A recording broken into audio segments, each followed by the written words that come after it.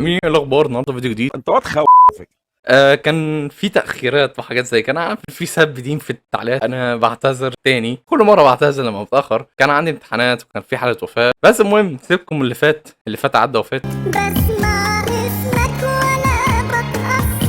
اهم حاجه انت تعملها دلوقتي ان انت ايه؟ تعمل لايك وسبسكرايب للقناه وفعل زر الجرس توصلك كل جديد اللي احنا بنعمله. تمام. طبعا يا جماعه عادل امام هو نجم كبير وبيبيع في السينمات. كان في اوقات كان هو رقم واحد في الشباك التذاكر في الافلام. كان في الثمانينات والتسعينات كان هو التوب. تمام. وفي نفس الوقت الفانز والناس التوب اللي عادل امام دايما يقول لك يا عادل امام احسن واحد في الدنيا والزعيم غصب عنك والكلام ده. انا عارف التعليقات هتكون عامله ازاي، فيلا نبدا من غير رغي. مش متطبق اصل البنت بتاعتي الخضرا بتروح لابوها النصايع بنت ادم نص صنايع كده يديها. اول حاجه عادل امام حرامي وبيشتغل مع حراميه. يعني ايه حرامي بيشتغل مع حراميه يا جماعه؟ اديك مثال عشان تكون معايا في الصوره. ان انت مثلا تكون معاه حراميه، الحراميه دول سرقوا بنك وانت كنت لادرجي، فانت لما قبضت فلوس اللي سرق منها البنك ما انت حرامي برضه يا ابني. ابوك انت اليد ولا بتاخد اليد ده؟ انا هي راسي خانقتك يا اخي. ده النقطه اللي انا بتكلم فيها. اعمال مسروقه ان انت بتكون بتجيب عمل اصلي مش بتكتبه في التترات، تقول مثلا ان المؤلف فلان، ما تقولش على اسم العمل الاصلي. ونبدا باول افلام مسروقه اللي هي فيلم احنا بتوع الاتوبيس عموما. الفيلم ده متاخد من روايه اسمها حوار وراء الاسوار، جلال الدين الحمامسي هو اللي كاتبه يا جماعه. من ضمن الافلام المسروقه قصتها هو شمس الزناتي. الفيلم ده مسروق من الفيلم المشهور اللي انتوا شايفينه قدامكم ده، والفيلم ده اساسا متاخد من فيلم ياباني. يعني افسخ حرامي حرام الحرامي ده، غير طبعا مسرحيات اللي هو مسروقه زي مسرحيه بودي جارد اللي متاخد من روايه بودي جارد لكيفن كوستنر، وعندك مسرحيه الواد سيد الشغال اللي برضه متاخد من كذا فيلم بيتكلم على نفس القصه بنفس الحبكه بنفس كل حاجه، زي الزوج المحترم وجوز مراته. وعندك برضو مسرحيه الزعيم اللي متاخد من روايتين مش روايه واحده. وطبعا في مسرحيات كتير جدا متاخده من حاجات تانية. تمام. وتعالى ندخل في النقطه الثانيه. في السنه اللي فاتت، ولعلمك بيتر السيروف هو اللي الف، كان شورت ستوري المسرحيه بتاعت شاهد ما شافش حاجه، كانت صغيره، كانت قصة قصيرة.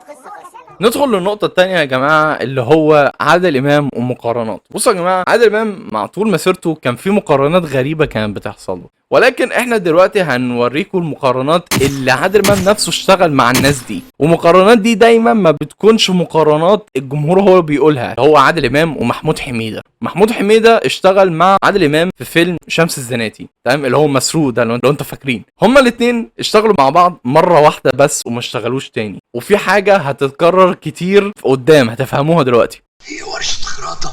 يعني محمود حميده اشتغل مع عادل امام مره وما اشتغلش معاه تاني، وكان في مقارنات بينهم هما الاثنين اصلا في فتره من الفترات. عادل امام واحمد عيد.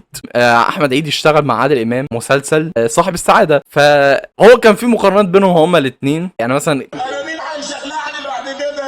انت اسمك ايه؟ زبال. لا لا، ودي كانت حب دي ولا ايه؟ مش فاكرني؟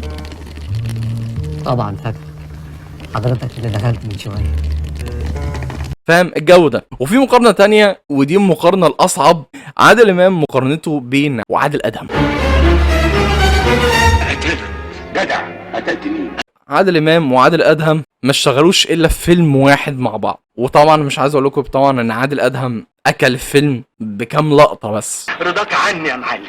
طب روح وانا راضي عنك يا. المهم يعني انتوا واخدين بالكم من حاجه، في حاجه بتتكرر دايما، ان محمود حميده واحمد عيد وعادل ادهم كلهم بيشتغلوا معاه مره واحده وما بيشتغلوش تاني، عشان دايما عادل امام بيشتغل مع اصحابه. فاهم؟ فلو انا قلت مثلا الممثل ده مش هيكون معايا المره الجايه مش هخليه معايا. عشان كده عادل امام كان بيجيب ناس مع احترامي بس كان اقل منه تمثيل او دوره نفسه بيكون ضعيف. ومش عادل امام بس هو اللي بيعمل كده، في ممثلين كبار جدا بيعملوا نفس الاسلوب. ونيجي للنقطه الثالثه. طب مش تاخد وندي مع بعض، يعني نعمل شوية إحماء. وجينا للنقطة الثالثة اللي هي قلة الأدب في الأفلام والمسلسلات. مش عايز أوضح، أنا مش عايز أوضح كتير. فاهم؟ إحنا قناة محترمة جدا. تين أساسيتين، قاعدة شمال وقاعدة يمين وقاعدة شمال وقاعدة يمين، نحن عرب. وفي الآخر يقول لك إيه؟ يقول لك أصل المسرحية دي عائلية. ده يا سلام، عائلي فين يا ابني؟ أيام بص، ده فين العائلي يا ابني في كل ده؟ هو أنا دخلت أوضة النوم غلط ولا إيه؟ يا جماعة الموضوع ده غير أخلاقي بالنسبة لي أنا شخصيا.